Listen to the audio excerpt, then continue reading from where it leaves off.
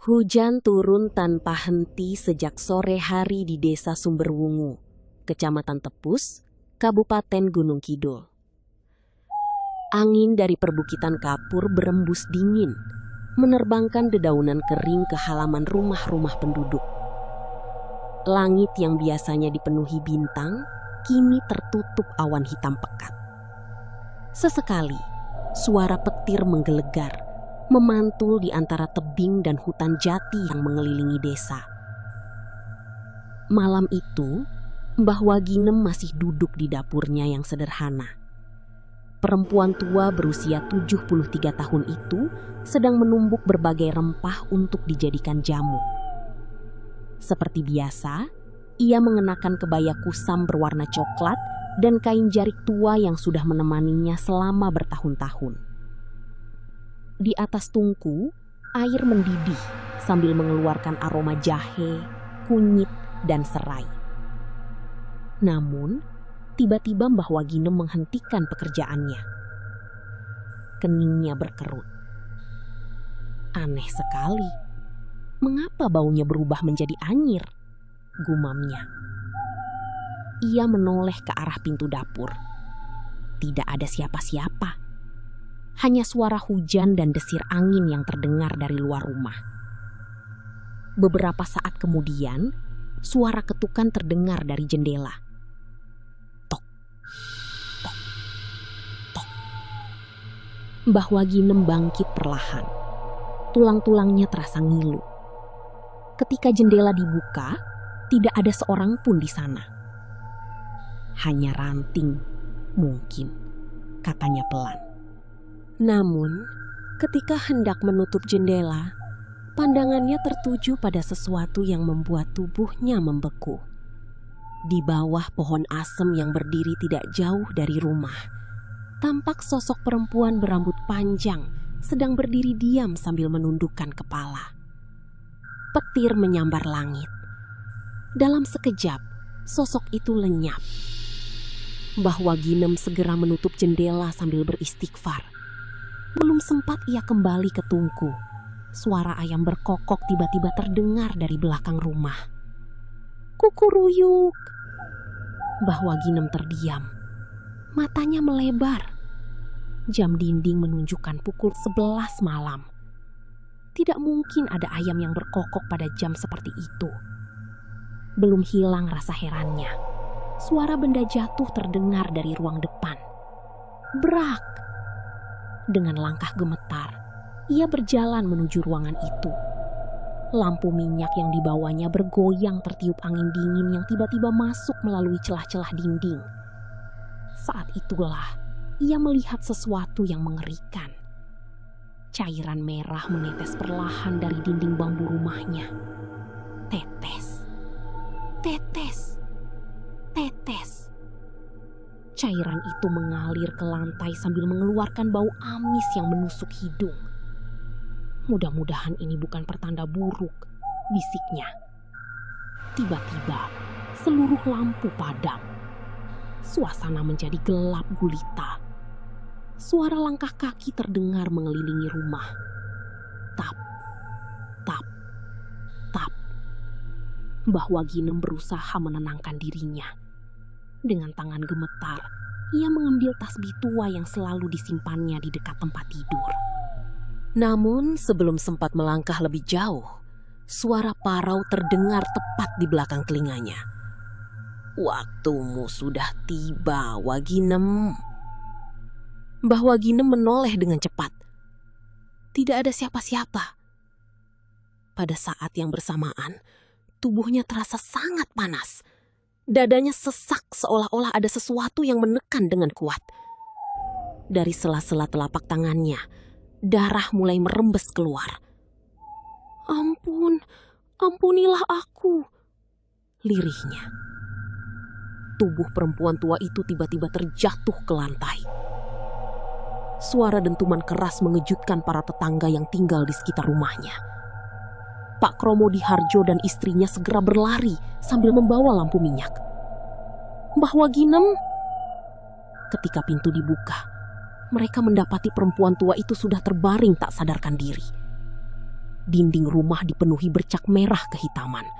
Sementara udara di dalam ruangan terasa jauh lebih dingin daripada biasanya. Astaga, apa yang terjadi? Tanya istri Pak Kromodiharjo dengan suara bergetar. Belum sempat ada yang menjawab, suara ayam kembali berkokok dari arah hutan jati. Kukuruyuk! Kali ini suaranya terdengar seperti tangisan manusia. Pada saat yang sama, jauh di lereng perbukitan Batu Ragung, Bagaswara yang baru pulang dari pesantren mendadak menghentikan langkahnya. Tasbih kayu yang berada di tangannya tiba-tiba putus. Butiran-butiran kecil itu jatuh berserakan di tanah yang basah oleh hujan. Jantungnya berdegup kencang. Entah mengapa, bayangan wajah Mbah Waginem terus muncul di dalam pikirannya. Bagaswara menatap langit yang gelap sambil berbisik pelan. Nenek sedang dalam bahaya. Tanpa membuang waktu, ia segera berlari menembus hujan menuju desa Sumberwungu, tanpa menyadari bahwa malapetaka besar sedang menunggunya. Fajar baru saja menyingsing ketika Bagaswara tiba di desa Sumberwungu. Hujan telah reda, tetapi kabut tebal masih menggantung di atas perbukitan kapur. Udara terasa lembab dan dingin. Semakin dekat ia menuju rumah Mbah Waginem, semakin kuat aroma anyir yang tercium. Beberapa warga berdiri di halaman dengan wajah pucat. Tidak seorang pun berani masuk ke dalam rumah. Pak Kromodiharjo segera menghampirinya. Bagaswara, akhirnya kau datang. Bagaswara mengangguk cepat. Bagaimana keadaan nenek? Lelaki tua itu menarik napas panjang. Sejak tadi malam, beliau belum sadar. Tanpa menunggu jawaban lain, Bagaswara bergegas masuk. Di dalam rumah, Mbah Waginem terbaring lemah. Wajahnya pucat, bibirnya membiru, sementara kedua telapak tangannya dipenuhi guratan merah kehitaman yang menyerupai akar pohon. Bagaswara berlutut di samping tempat tidur. Nek, aku sudah pulang. Mbah Waginem membuka mata perlahan. Napasnya terdengar berat. Pergilah dari tempat ini, Bagas. Aku tidak akan pergi. Ini bukan penyakit biasa. Bagaswara menggenggam tangan neneknya. Aku tahu. Belum sempat Mbah Waginem berbicara lagi, tubuhnya mendadak bergetar. Matanya terbuka lebar seolah sedang melihat sesuatu yang mengerikan. Dia datang. Siapa? Orang-orang dari gua. Tiba-tiba Mbah Waginem kembali pingsan. Suasana rumah mendadak sunyi. Bahkan suara burung yang biasanya terdengar pada pagi hari pun menghilang. Bagaswara bangkit dan berjalan menuju dinding bambu tempat cairan merah itu. Ia menyentuh permukaannya dengan ujung jari. Dingin. Sangat dingin. Anehnya, tidak ada bau darah sama sekali. Ini bukan darah manusia, katanya lirih. Pada saat itulah, seseorang memasuki rumah. Orang itu adalah Mbah Cokrobawono, sesepuh desa yang usianya hampir 80 tahun. Rambutnya sudah memutih seluruhnya, sementara tongkat kayu yang dibawanya tampak kusam dimakan usia. Mbah Cokro memandang dinding itu lama sekali. Sudah kuduga. Apa yang sebenarnya terjadi, Mbah? Tanya Bagaswara. Leluhurmu sedang ditagih janji lama. Bagaswara menoleh dengan heran. Maksud Mbah? Mbah Cokro menghela napas panjang. Ada rahasia yang selama ini disembunyikan oleh nenekmu. Sebelum lelaki tua itu melanjutkan perkataannya, suara teriakan tiba-tiba terdengar dari luar rumah. Wai, cepat ke kandang! Bagaswara dan beberapa warga segera berlari ke belakang rumah Pak Kromodiharjo. Mereka terkejut melihat 3 ekor kambing tergeletak kaku di atas tanah. Tidak ada luka sedikit pun pada tubuh hewan-hewan itu. Namun, kedua mata mereka mengeluarkan cairan berwarna merah gelap. "Wabah apa ini?" tanya seorang warga. Mbah Cokro menggeleng pelan. "Bukan wabah." Lelaki tua itu menunjuk tanah yang berada di dekat kandang. Di sana tampak jejak kaki yang aneh. Bentuknya menyerupai telapak manusia, tetapi memiliki 4 jari yang panjang dan runcing. Salah seorang warga langsung mundur ketakutan. "Ini pasti perbuatan makhluk halus." Mbah Cokro memejamkan mata. "Bukan, ini peringatan." Menjelang sore, Bagaswara kembali ke rumah Mbah Waginem. Ia terus memikirkan ucapan Mbah Cokro. Tidak mungkin semua peristiwa itu terjadi tanpa sebab. Ketika sedang membersihkan kamar neneknya, pandangannya tertuju pada sebuah tangga kayu kecil yang menuju loteng. Ia belum pernah naik ke sana sebelumnya. Dengan membawa lampu minyak, Bagaswara menaiki anak tangga yang sudah rapuh itu. Debu beterbangan memenuhi udara. Di sudut loteng, ia menemukan sebuah peti kayu tua yang dililit kain hitam. Peti itu tampak sangat tua. Anehnya, tidak ada sedikit pun debu yang menempel di permukaannya. Bagaswara membuka ikatan kain tersebut. Krak. Tutup peti terbuka perlahan. Di dalamnya terdapat sebuah keris kecil, tasbih kayu yang sudah retak, serta selembar kain lusuh yang dipenuhi tulisan Jawa kuno. Ketika lampu minyak didekatkan, wajah Bagaswara berubah tegang. Di bagian tengah kain itu tertulis sebuah nama, Ki Tunggul Wasesa. Tiba-tiba, embusan angin dingin menerpa wajahnya. Lampu minyak padam seketika. Lalu, dari sudut loteng yang gelap, terdengar suara tawa lirih. Bagaswara menoleh dengan cepat. Tidak ada siapa-siapa. Namun, suara itu terdengar lagi. "Kami sudah menunggumu, cucu Waginem."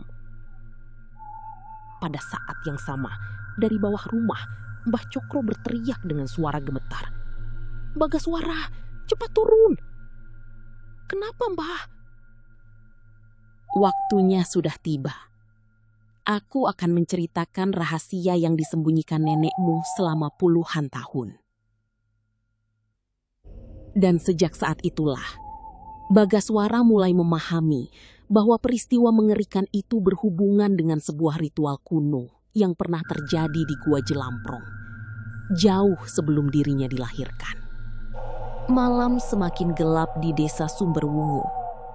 Setelah menemukan peti tua berisi nama Ki Tunggul Wasesa, Bagaswara tidak bisa memejamkan matanya. Pikiran tentang kutukan yang menimpa neneknya terus berputar di kepalanya. Ia duduk di samping tempat tidur Mbah Waginem sambil menggenggam tasbih kayu milik neneknya. Wajah perempuan tua itu masih terlihat pucat. Napasnya berat, seolah ada sesuatu yang terus menekan tubuhnya dari dalam. Di luar rumah, suara angin terdengar seperti bisikan panjang yang mengitari halaman. Mbah Cokrobawono duduk di ruang tengah sambil memandang Bagaswara dengan wajah penuh kekhawatiran. "Bagas, ada sesuatu yang harus kau ketahui," ucapnya pelan. Bagaswara menoleh. "Tentang siapa Ki Tunggul Wasesa?" Mbah Cokro menarik napas panjang sebelum menjawab. "Dia bukan sekedar dukun biasa. Puluhan tahun lalu, dia adalah orang yang paling ditakuti di wilayah Gunung Kidul. Banyak orang datang kepadanya untuk meminta kekayaan, balas dendam. bahkan mencelakai musuh mereka. Kenapa dia menyerang nenek saya? Mbah Cokro menundukkan kepala. Karena nenekmu pernah menghentikan ritualnya. Bagaswara terdiam. Lalu apa hubungan nenek dengan gua itu? Mbah Cokro memandang ke arah jendela yang gelap. Dahulu, sebelum kau lahir, Ki Tunggul Wasesa bersama 10 dukun lainnya melakukan ritual di Gua Jelamprong.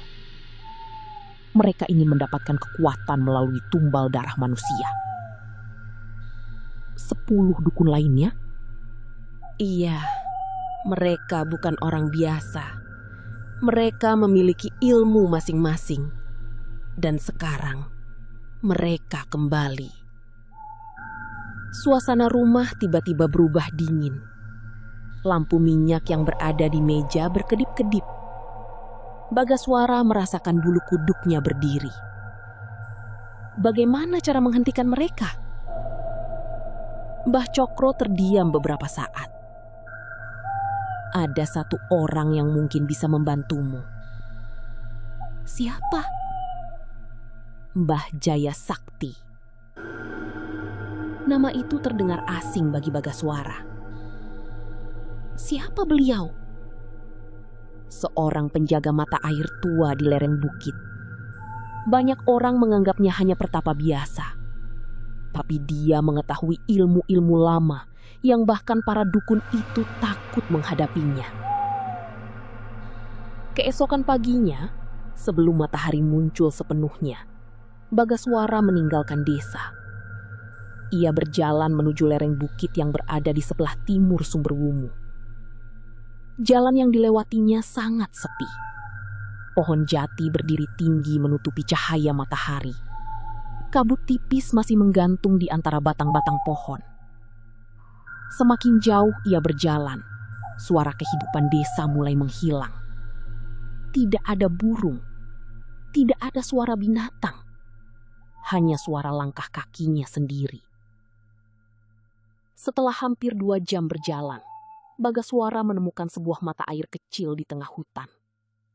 Airnya sangat jernih, tetapi di sekelilingnya terdapat batu-batu tua yang dipenuhi lumut.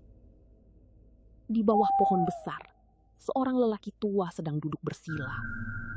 Rambutnya putih panjang, tubuhnya kurus, dan ia mengenakan pakaian sederhana berwarna putih. Tanpa menoleh, lelaki itu berkata, "Kau datang membawa kegelisahan dari rumah Waginem." Bagaswara terkejut. "Apakah Mbah Jaya Sakti?" Orang tua itu membuka mata perlahan. "Iya, aku sudah mengetahui kedatanganmu." Bagaswara duduk dan memberi salam.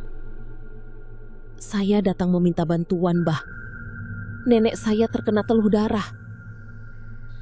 Mbah Jaya Sakti mengambil segenggam tanah di dekat mata air. "Teluh itu bukan baru dikirim kemarin malam." "Maksudnya?"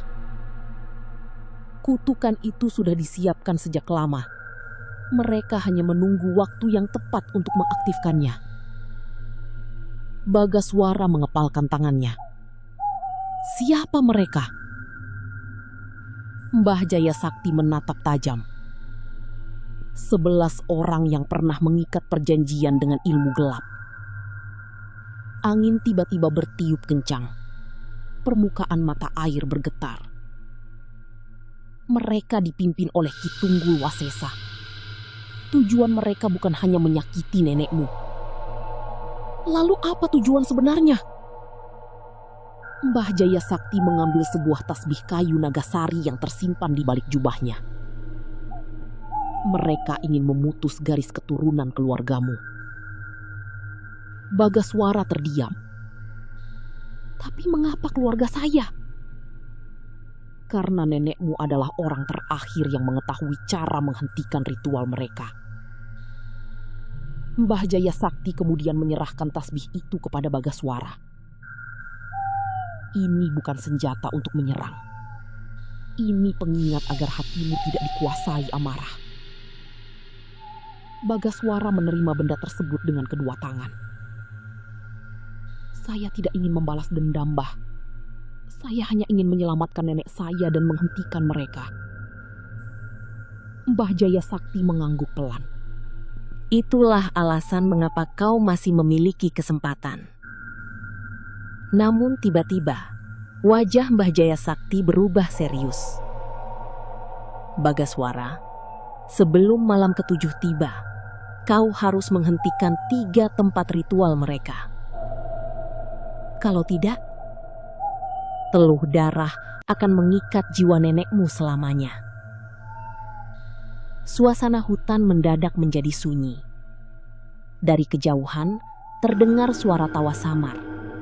Hah, hah, hah. Bagaswara menoleh ke arah pepohonan. Di antara kabut, terlihat bayangan beberapa orang berdiri mengawasinya. Mbah Jaya Sakti berdiri perlahan. Mereka sudah tahu kau datang. Bagaswara menggenggam tasbih kayu nagasari dengan erat. Aku akan menghadapi mereka. Mbah Jaya Sakti memandangnya dengan tenang. Kalau begitu, bersiaplah Bagaswara.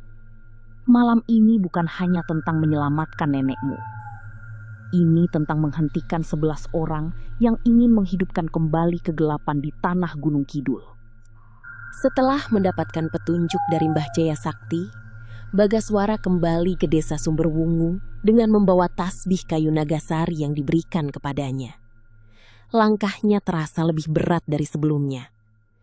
Ia tahu bahwa apa yang akan dihadapinya bukan lagi sekedar gangguan gaib, melainkan pertempuran melawan kekuatan gelap yang telah disiapkan selama puluhan tahun. Malam itu, angin berhembus kencang di seluruh desa. Warga memilih mengunci pintu rumah lebih awal. Tidak ada yang berani keluar setelah matahari tenggelam. Mereka masih mengingat kejadian mengerikan beberapa malam sebelumnya, ketika dinding rumah Mbah Waginem mengeluarkan cairan merah dan hewan-hewan ternak mati tanpa sebab. Di rumah neneknya, Bagaswara duduk bersama Mbah Cokrobawono. Aku harus pergi malam ini, kata Bagaswara. Mbah Cokro langsung menatapnya. Kau yakin? Aku tidak punya pilihan, Mbah. Kalau tempat ritual mereka tidak dihentikan, keadaan nenek akan semakin parah. Mbah Cokro menghela napas. Tempat pertama yang harus kau datangi berada di sumur tua tengah hutan jati. Dahulu, tempat itu digunakan Ki Jelamprang untuk menyimpan benda-benda ritual. Bagaswara mengangguk. Sebelum pergi, ia menghampiri Mbah Waginem yang masih terbaring lemah. Nek, aku pergi sebentar. Mbah Waginem membuka mata perlahan. Jangan biarkan hatimu dipenuhi kebencian, Bagas. Aku hanya ingin menyelamatkan nenek. Dan juga menyelamatkan orang-orang desa. Bagaswara menggenggam tangan neneknya. Aku janji. Dengan membawa tasbih nagasari dan tongkat kayu pemberian Mbah Jaya Sakti, Bagaswara berjalan menuju hutan jati di sebelah utara desa. Malam itu, bulan tertutup awan. Cahaya yang ada hanya berasal dari lampu kecil yang dibawanya. Semakin dalam memasuki hutan, suasana semakin terasa aneh. Tidak ada suara jangkrik, tidak ada suara burung malam. Bahkan, angin pun seolah berhenti bergerak. Hingga akhirnya, ia menemukan sebuah sumur tua yang tertutup akar pohon besar. Sumur itu tampak tidak terawat. Batu-batu di sekelilingnya dipenuhi lumut hitam. Di dekatnya terdapat beberapa lilin merah yang masih menyala meskipun terkena angin. Bagaswara mendekat perlahan. Aku tahu kalian ada di sini. Tiba-tiba terdengar suara tepuk tangan dari balik pepohonan. Plak, plak, plak. Seorang lelaki tua keluar dari kegelapan. Tubuhnya kurus, rambutnya panjang berantakan, dan matanya tajam seperti orang yang tidak pernah mengenal belas kasihan. "Kau cucu Waginem." Bagaswara menatapnya. "Ki Jelamprang." Lelaki itu tersenyum tipis. "Ternyata kau cukup pintar." Ki Jelamprang berjalan mengelilingi sumur tua. "Nenekmu menghancurkan impian kami puluhan tahun lalu. Malam ini, keluargamu akan membayar semuanya." Bagaswara berdiri tenang. Ilmu yang digunakan untuk menyakiti orang lain tidak akan membawa kemenangan. Ki Jelamprang tertawa pelan. "Kau masih muda. Kau belum tahu seberapa besar kekuatan yang kami miliki." Tiba-tiba tanah di sekitar sumur bergetar. Dari balik pepohonan muncul 2 orang lainnya. Mereka adalah Nyai Sekar Mirah dan Ki Banyu Jagat, 2 anggota kelompok dukun yang mengirim teluh darah kepada Mbah Waginem. Nyai Sekar Mirah membawa kain hitam panjang yang bergerak sendiri seperti ditiup angin. "Kami akan melihat apakah ilmu pesantrenmu bisa bertahan malam ini," ucapnya. Sekejap kemudian, udara di sekitar sumur berubah dingin. Kabut tebal muncul dari tanah. Bayangan-bayangan hitam bergerak di antara pepohonan. Bagaswara menggenggam tasbihnya. Ia tidak mundur. Ki Banyu Jagat mengangkat kedua tangannya. Dari dalam sumur terdengar suara jeritan panjang. "Apa kau mendengar itu?" kata Ki Jelamprang. "Itu suara orang-orang yang gagal melawan kami." Bagaswara memejamkan mata dan berdoa. Kemudian ia menghentakkan tongkat kayunya ke tanah. Suara dentuman terdengar. Kabut yang mengelilinginya mulai bergerak mundur. Nyai Sekar Mirah terlihat terkejut. "Apa yang kau lakukan?" Bagaswara membuka mata. "Aku tidak datang untuk melawan kalian dengan kemarahan. Jadi, dengan apa? Dengan keyakinan." Pertarungan pun dimulai. Ki Jelamprang mengirimkan kekuatan dari sumur tua. Air hitam keluar dari dalam tanah dan berubah menjadi gelombang besar yang bergerak menuju Bagaswara. Namun, Bagaswara tetap berdiri. Ia melafalkan doa sambil memegang tasbih Nagasari. Gelombang hitam itu perlahan pecah sebelum menyentuh tubuhnya. Ki Banyu Jagat semakin marah. Ia melemparkan benda kecil berbentuk boneka tanah ke arah Bagaswara. Namun benda itu jatuh dan terbakar sebelum mendekat. Nyai Sekar Mirah mulai kehilangan ketenangannya. "Mustahil. Kekuatan kalian hanya kuat ketika manusia dikuasai rasa takut," jawab Bagaswara. Dengan langkah perlahan, ia menuju sumur tua. Di dalamnya terdapat sebuah kendi tanah yang tertanam di antara akar pohon. Bagaswara mengangkat tongkatnya dan menghancurkan kendi tersebut. Pecah. Sekejap seluruh hutan berguncang. Lilin-lilin merah mati bersamaan. Jeritan dari dalam sumur menghilang. Ki Jelamprang terjatuh sambil memegangi dadanya. Ini belum selesai. Bagaswara menatap mereka. "Aku tahu. Karena kalian bukan hanya bertiga." Kabut mulai menghilang. Tetapi dari kejauhan terdengar suara seseorang memanggil nama Bagaswara. Suara itu berat dan penuh ancaman. "Bagaswara, kalau kau berhasil melewati 3 orang ini, datanglah kepadaku. Aku, Ki Tunggul Wasesa, sudah menunggumu." Bagaswara menatap arah suara tersebut. Ia sadar, menghancurkan ritual pertama hanyalah awal dari pertarungan yang jauh lebih besar. 3 dukun memang telah jatuh, tetapi 8 lainnya masih menunggu di balik kegelapan. Setelah menghancurkan tempat ritual pertama di sumur tua tengah hutan jati, Bagaswara kembali ke desa Sumberwungu. Ketika langit mulai berubah warna, tubuhnya terlihat lelah, tetapi langkahnya tetap tegap. Ia tahu bahwa kemenangan kecil itu belum berarti akhir dari semuanya.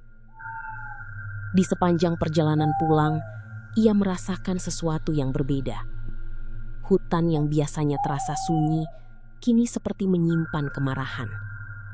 Beberapa kali ia mendengar suara langkah kaki mengikuti dari belakang. Tetapi setiap kali ia menoleh, tidak ada siapapun di sana. Saat tiba di desa, keadaan jauh lebih buruk daripada sebelumnya. Warga berkumpul di depan rumah masing-masing dengan wajah penuh ketakutan. Sumur-sumur yang biasa digunakan untuk mengambil air berubah warna menjadi kemerahan. Tanaman di ladang mulai layu, padahal hujan masih sering turun. Pak Kromudiharjo segera menghampiri Bagaswara. "Bagas, setelah kau pergi tadi malam, kejadian aneh semakin banyak." "Apa yang terjadi, Pak?" 5 rumah warga mendengar suara tangisan dari dalam sumur. Bahkan ada yang melihat bayangan orang berdiri di tengah sawah saat tengah malam. Bagaswara terdiam. Ia tahu para dukun yang tersisa mulai menunjukkan kekuatannya. Ketika masuk ke rumah, ia melihat kondisi Mbah Waginem semakin melemah. Wajahnya pucat, tubuhnya menggigil, dan bercak merah kehitaman di tangannya semakin menyebar. Bagaswara duduk di sampingnya. "Nek, aku sudah menghancurkan salah satu tempat mereka." Mbah Waginem membuka mata perlahan. "Jangan merasa menang dulu, Bagas." "Mengapa, Nek?" "Karena yang paling berbahaya bukan mereka yang terlihat, tetapi mereka yang masih bersembunyi." Ucapan itu membuat Bagaswara terdiam. Malam harinya, Mbah Cokro kembali datang membawa kabar buruk. 8 dukun lainnya sudah berkumpul. "Di mana mereka?" "Di Gua Jelamprong."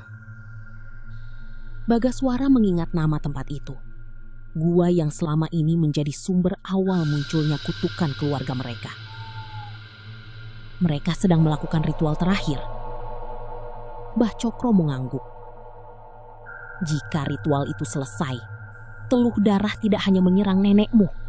Seluruh desa bisa terkena dampaknya. Bagaswara menatap keluar jendela. Dari kejauhan, terdengar suara kentongan dipukul berkali-kali. Namun anehnya, tidak ada seorang pun yang sedang ronda. Tong, tong, tong. Tiba-tiba, seorang warga berlari masuk ke halaman rumah. "Warga, cepat keluar!" Semua orang panik. Di tengah jalan desa, kabut tebal turun secara tiba-tiba. Dari dalam kabut itu, terdengar suara banyak orang menangis. Beberapa warga mulai ketakutan. "Itu suara siapa?" Mbah Cokro melihat ke arah kabut dengan wajah serius. "Itu bukan manusia."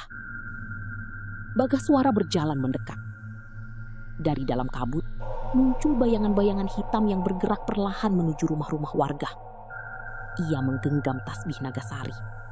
Namun kali ini, jumlah bayangan itu terlalu banyak. Mbah Cokro segera berkata, "Jangan gunakan kekuatanmu sembarangan, Bagas. Mereka hanya ingin memancingmu keluar." "Maksud Mbah?" "Mereka ingin menguras tenagamu sebelum pertarungan terakhir." Bagaswara mengerti. Para dukun yang tersisa tidak menyerang secara langsung.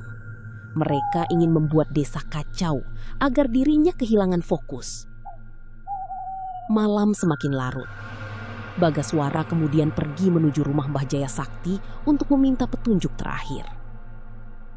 Di mata air tua, pertapa itu sudah menunggunya. "Kau sudah menghancurkan ritual pertama." "Iya, Mbah, tapi keadaan desa semakin buruk."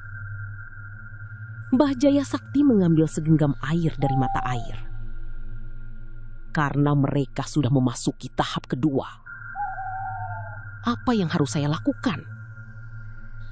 Hadapi mereka sebelum malam Jumat Kliwon berakhir. Apakah saya mampu? Mbah Jaya Sakti menatapnya. Kekuatan terbesar bukan berasal dari benda yang kau bawa. Lalu dari mana? Dari niatmu. Jika hatimu tetap bersih, ilmu gelap tidak akan mampu menguasaimu.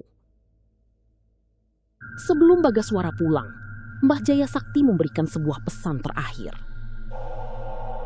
Di Gua Jelamprong nanti, kau akan melihat hal-hal yang bisa menggoyahkan pikiranmu. Apa maksudnya?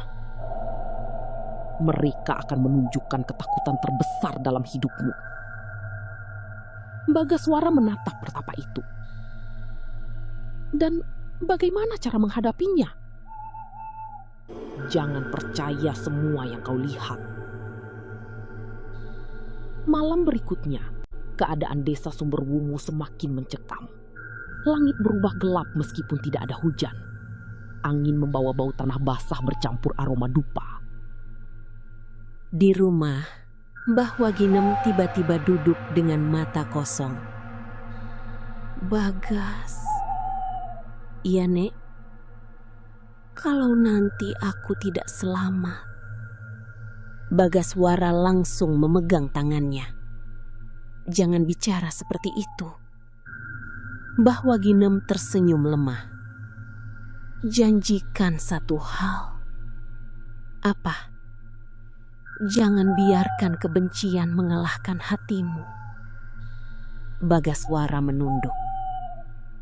Aku janji. Di luar rumah, terdengar suara tertawa panjang dari arah bukit. Hahaha.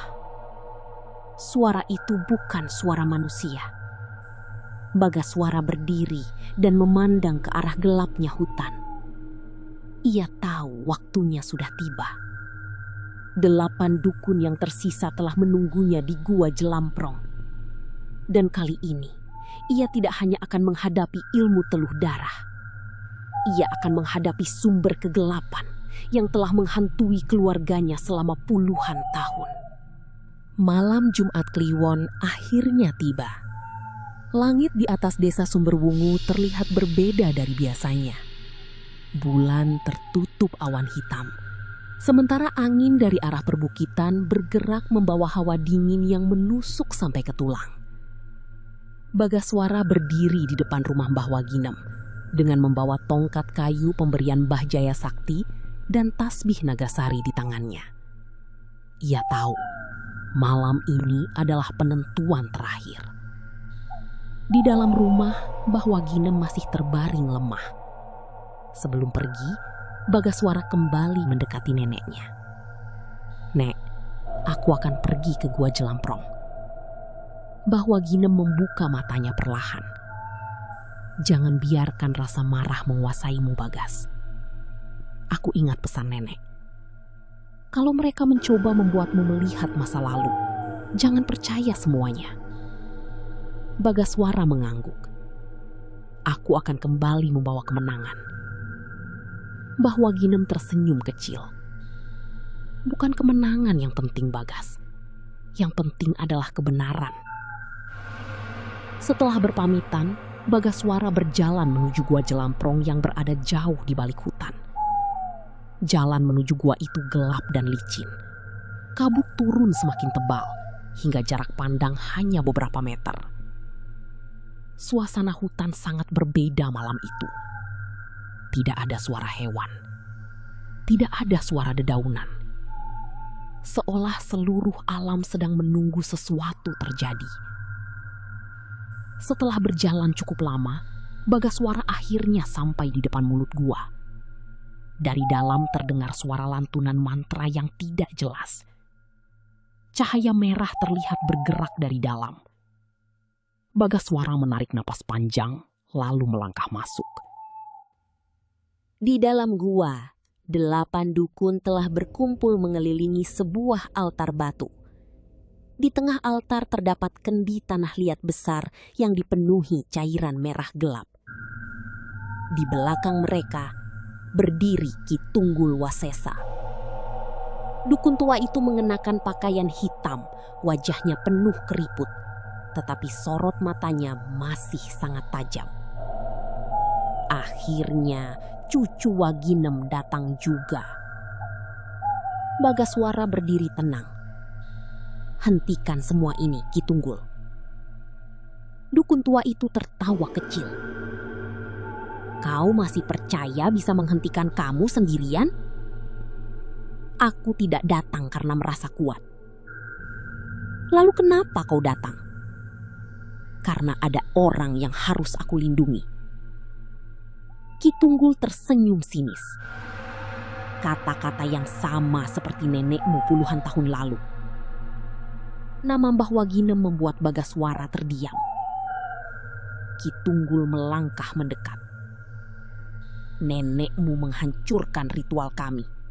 Dia membuat kami kehilangan kesempatan mendapatkan kekuatan besar. Dan kalian membalasnya dengan menyakiti orang yang tidak bersalah? Itu bukan balas dendam. Itu adalah harga yang harus dibayar."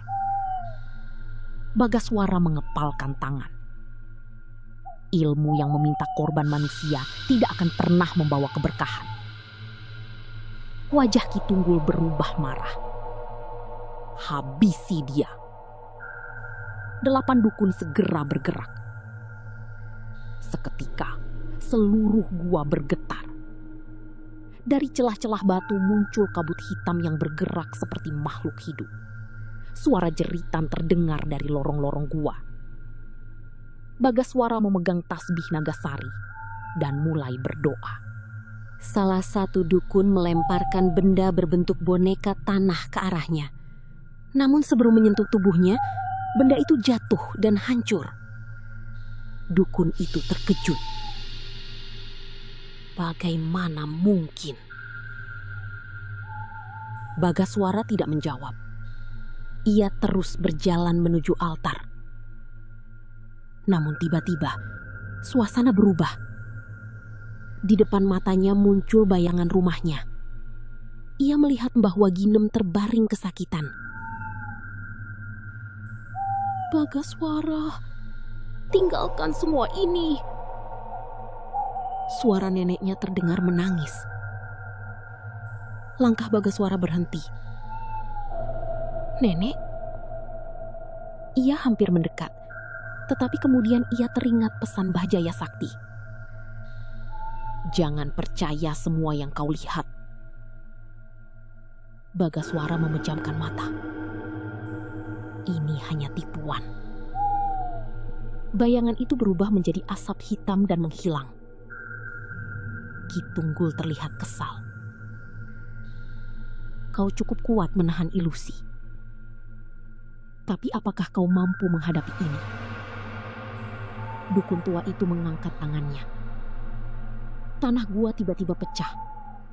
Dari bawah altar muncul energi gelap yang membuat seluruh ruangan bergetar. Kendi tanah liat di atas altar mulai bersinar merah. "Itulah sumber kekuatan teluh darah," kata Ki Tunggul.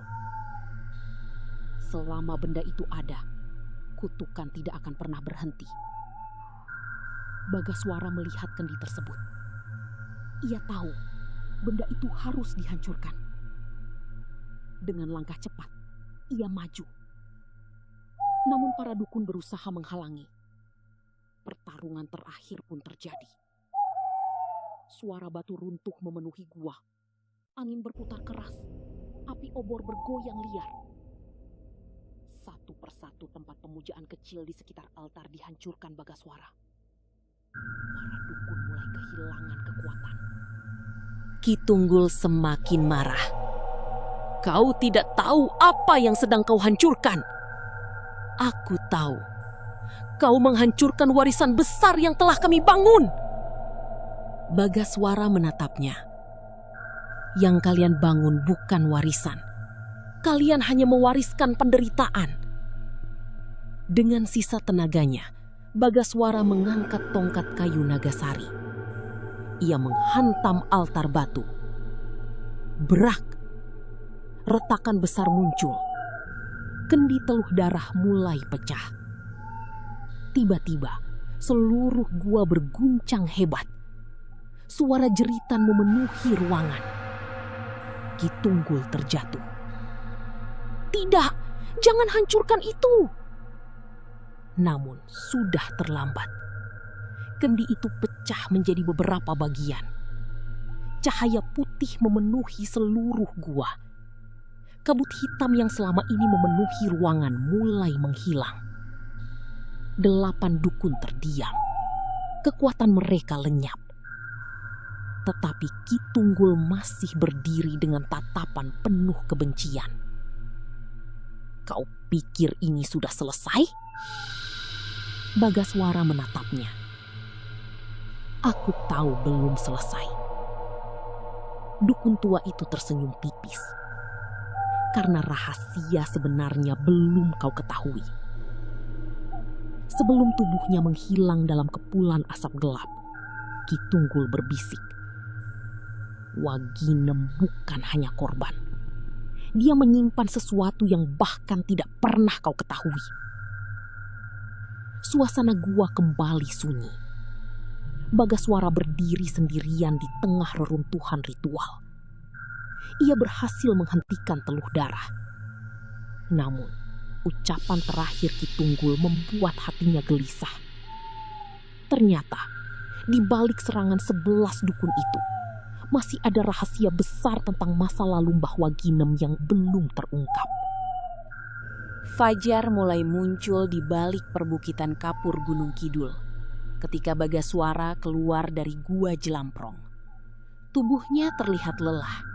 Pakaian yang dikenakannya kotor oleh debu dan tanah, tetapi langkahnya tetap tegap. Malam panjang yang penuh teror akhirnya berakhir. Di belakangnya, gua yang selama puluhan tahun menjadi tempat ritual gelap mulai runtuh perlahan. Batu-batu besar jatuh menutup sebagian lorong tempat Ki Tunggul Wasesa dan para pengikutnya menjalankan teluh darah. Namun, di dalam hati Bagaswara masih tersimpan satu kegelisahan. Ucapan terakhir Ki Tunggul terus terngiang. Waginem bukan hanya korban. Dia menyimpan sesuatu yang bahkan tidak pernah kau ketahui. Bagaswara tidak tahu apa maksud perkataan itu. Dengan langkah cepat, ia kembali menuju desa Sumberwungu. Ketika sampai di desa, suasana yang sebelumnya penuh ketakutan mulai berubah. Kabut hitam yang selama beberapa hari menyelimuti desa telah menghilang. Air sumur yang sebelumnya berwarna kemerahan kembali jernih. Warga yang melihat kedatangannya segera keluar dari rumah. "Bagaswara!" Pak Kromo Diharjo menghampirinya dengan wajah lega. "Kau berhasil?" Bagaswara hanya mengangguk. Ritual mereka sudah dihancurkan. Warga mulai mengucapkan syukur. Setelah sekian lama hidup dalam ketakutan, mereka akhirnya bisa merasakan ketenangan kembali. Namun Bagaswara tidak langsung merasa bahagia. Ia segera masuk ke rumah untuk melihat keadaan neneknya. Di dalam kamar, Mbah Waginem masih terbaring. Tetapi kali ini, wajahnya terlihat lebih tenang. Tidak ada lagi bercak hitam di tangannya. "Nek." Mbah Waginem membuka mata perlahan. "Bagaswara?" Bagaswara langsung menggenggam tangan neneknya. "Sudah selesai, Nek. Teluh itu sudah dihentikan." Mbah Waginem menatap cucunya cukup lama. "Kau sudah bertemu dengan Ki Tunggul?" "Iya." Wajah Mbah Waginem berubah sedikit. Apa yang dia katakan? Bagaswara terdiam sejenak. Dia bilang nenek menyimpan sesuatu yang belum pernah aku ketahui. Mendengar itu, Mbah Waginem menutup matanya. Seolah ada beban besar yang selama ini ia simpan sendiri. "Aku tahu Suatu hari nanti kau akan mengetahui semuanya. Bagaswara menatap neneknya. Apa yang sebenarnya terjadi, Nek? Mbah Waginem menarik napas panjang. Puluhan tahun lalu, sebelum kau lahir, aku bukan hanya menghentikan ritual Ki Tunggul. Lalu, aku menemukan sumber kekuatan mereka. Bagaswara terdiam. Maksud nenek? Mbah Waginem melihat ke arah peti kayu tua yang sebelumnya ditemukan Bagaswara di loteng. Di dalam peti itu, ada sesuatu yang tidak boleh jatuh ke tangan orang yang salah. Bagaswara segera mengambil peti tersebut. Namun, sebelum membukanya, Mbah Waginem berkata, "Jangan gunakan benda itu untuk mencari kekuatan." "Apa isinya?" "Sebuah peninggalan dari guruku.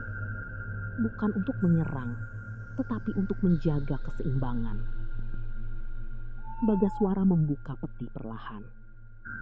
Di dalamnya terdapat sebuah kain putih tua yang membungkus sebuah kitab kecil dengan tulisan Jawa kuno. Selain itu, ada sebuah cincin kayu sederhana yang tampak tidak berharga. Bagaswara mengambil kitab tersebut. "Apa ini?" "Itu catatan tentang ilmu yang digunakan para dukun zaman dahulu, termasuk cara menghentikan teluh darah." Bagaswara mulai memahami. Ki Tunggul dan kelompoknya tidak hanya mengejar balas dendam. Mereka ingin mendapatkan kembali sesuatu yang dulu berhasil disembunyikan Mbah Waginem.